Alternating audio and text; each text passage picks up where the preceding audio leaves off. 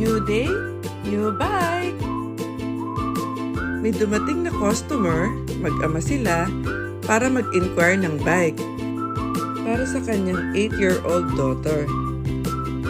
Actually, wala akong stock na bike. Sabi ko, pre-order. Pinakita ko yung picture ng bike at nagustuhan naman nila. Dahil hindi na sila makakabalik ng hapon sa shop, nag-request ang customer kung pwedeng i-deliver yung bike nila.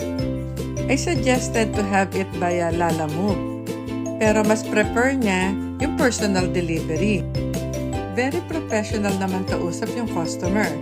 So, transaction deal done in less than 15 minutes. Mabilis lang din yung coordination with the supplier.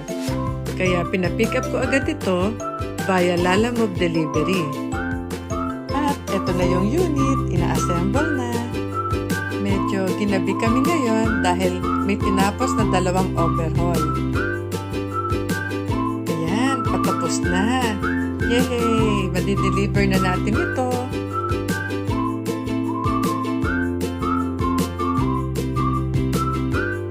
Let's go! Deliver na natin ito.